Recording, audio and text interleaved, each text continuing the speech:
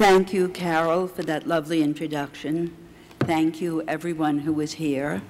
I'm supposed to be a wordsmith, but I really can't quite express how very grateful I am for the honor of receiving this beautiful plaque. We moved out to New Jersey 55 years ago.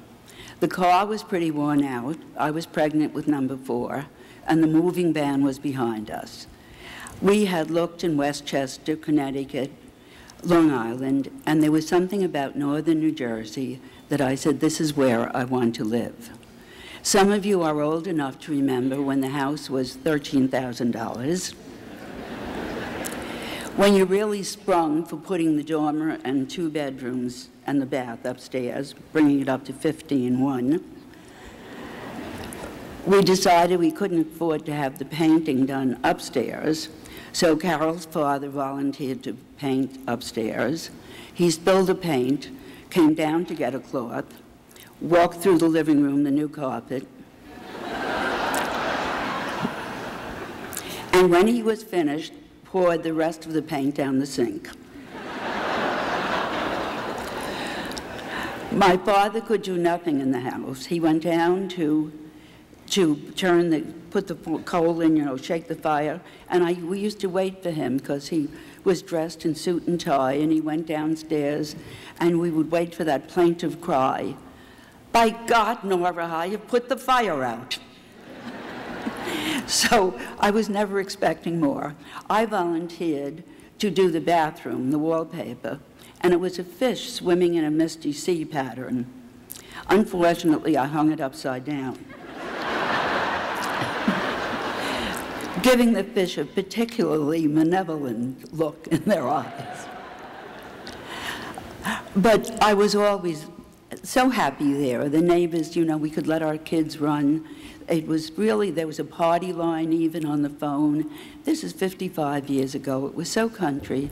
And I was so happy in the morning to get out that computer, not computer then, a typewriter, because I wanted to write with all my heart and soul. I had been sending out short stories for 6 years, and we were only in New Jersey 3 months when instead of getting the rejection slip, and I had been so used to them, I remember one editor wrote on the bottom of the rejection slip, "Mrs. Clark, your stories are light, slight, and trite."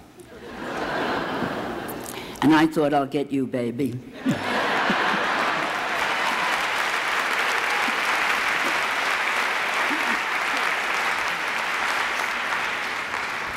But that first letter came, the Extension magazine, a little magazine in the Midwest, wanted to buy Stowaway for $100.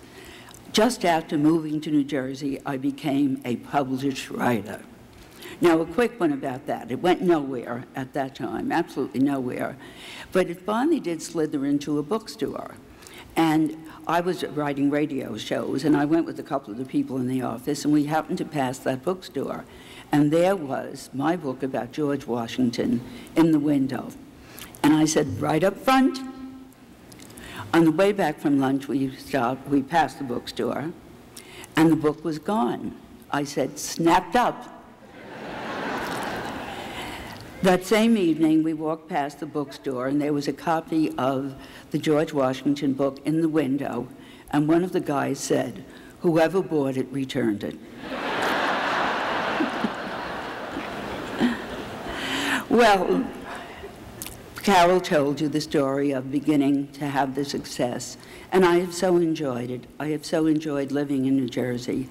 I have so very, very much enjoyed using New Jersey in my books. I get so furious. I get invited to speak on cruises, and I was on the Queen Mary once, and the host of the sort of get-together, who's from California? Yay! Who's from New York? Yay!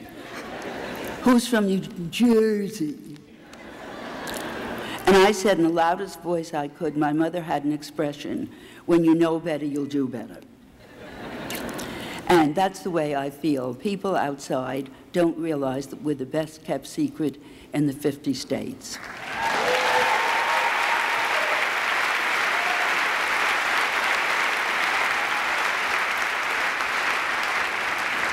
So I thank you with all my heart. And I must say, I was blessed to cross that George Washington Bridge all those years ago.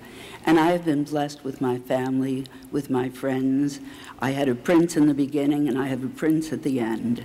And that's pretty good level for people, I think. And I'm so happy. I'm so happy because, you know, there is a saying, if you want to be happy for a year, win the lottery. If you want to be happy for life, love what you do. I do. Thank you.